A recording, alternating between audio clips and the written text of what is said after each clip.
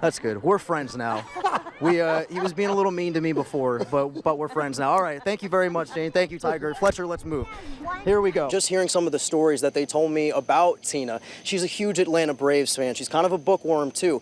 And those stories just made me happy to hear them talking and reminiscing. Now, that was when Tina was still missing. So to know that that family has some kind of relief now gives me relief. Not a lot of people know what it's like to have to deal with someone who is mentally disabled in the house and how much individual work has to come out of it, how much group work has to come in order to make every single day a success, because every single day is a struggle. So to know that that family has relief gives me relief. And it was an incredible development today. Our cameras are rolling at the right time, but the most important thing is that Tina is safe and with her family now. They say you just don't know until you try. So of course, I tried it for myself. This is a certified course that's been designed by Sheriff Campbell a while back, where they could try out and get through the course.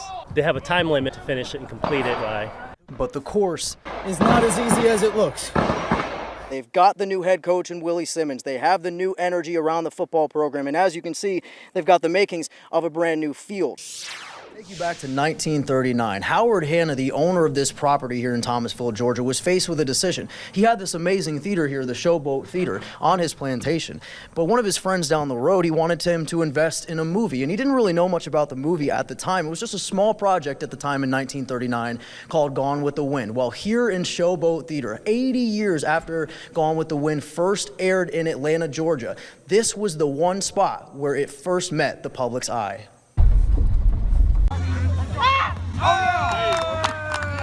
But after the water break, it's time to get back to work.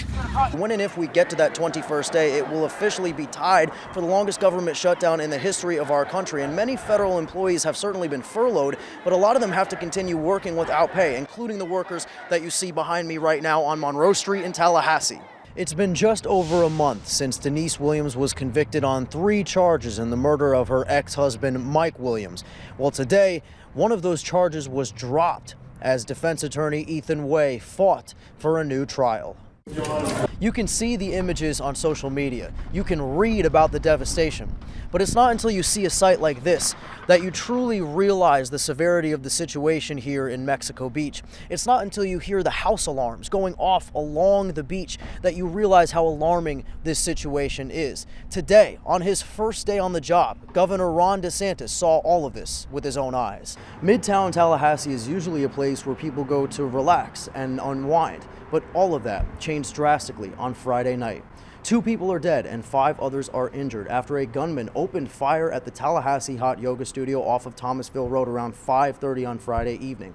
As early as 8:30 on Saturday morning, citizens began walking up to the second floor of the Benton Plaza where I am now and placing flowers at the doorstep of the studio in remembrance of the victims. It is not yet clear what the motive of the shooter was. I think that everyone can understand or at least begin to understand the internal struggle that comes with making any life-changing decision. But without judging the actual decision of him going to Texas A&M, do you feel like he could have handled the process of getting there and telling everyone a little bit better?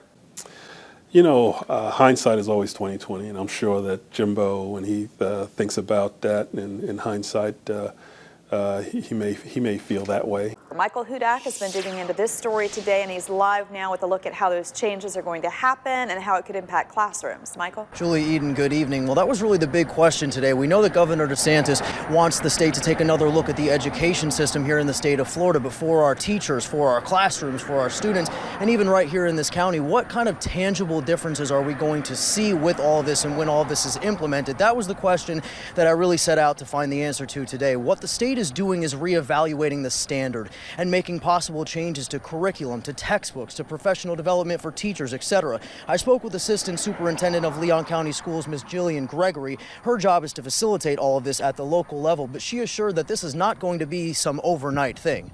The standards are maybe the seed from which all instruction and learning grow. And so when we talk about reviewing those standards, it's really a process.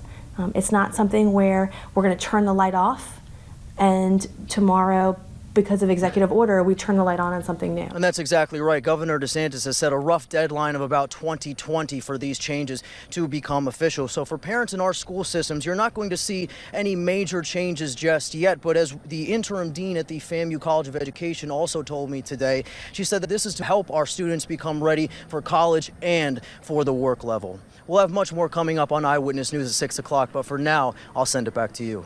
Okay, Michael, yeah. It's like something out of a movie scene. East Point authorities have been working to put out a fire that started late Sunday afternoon, spanning hundreds of acres and wiping out dozens of homes. An emotional scene as members of the community gathering at the fire station behind me, not knowing if their pets are alive, not knowing if their families are alive, but thankful to still be breathing. This is probably one of the most quick, catastrophic events I've ever seen.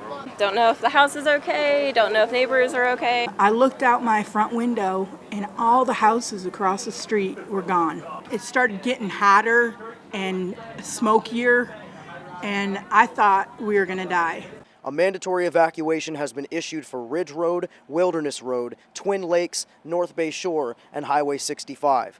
Red Cross arriving to help people with disaster relief. Summer camp programs for the kids are open Monday. Even if the kids are not registered, they can still come and get free breakfast, lunch, and dinner. The community here is broken, but they're not defeated. Determined to help each other get back on their feet. In East Point, Michael Hudak, WCTV Eyewitness News. I like this one. I like this one. Look at that. 3 is a charm. I just started crying right there on the table, and then I asked the nurse, I was like, how do you know? Micah, Michaela, and Malachi are just the second set of triplets born in Tallahassee this year, and they're already the talk of the town. I can even see personality in them now. They're only 2 days old. Proud parents Pat and Ambrielle didn't know what to think when they found out. I could have probably thrown up. Like, when she said 3, it was crazy. It's like so much love. That's the only word I can use. It's like, holding them now, I just feel so warm. Like, my heart's warming right now. Imagine walking into this room with a family of 2 and walking out with a family of 5. For Pat and Ambrielle, it's a big transition, but it's well worth it. Yes. This time of happiness, less than a year after tragedy, Anthony Scott, Ambrielle's father, lost his wife and 2 children in a house fire last year. Now, he's got 3 beautiful blessings back in his arms. First of all, tears. I was extremely happy, especially based on my last year's events. They are going to be the first and the beginning of my everyday and the ending. Triple the action, triple the excitement, triple the love. In Tallahassee, Michael Hudak, WCTV Eyewitness News.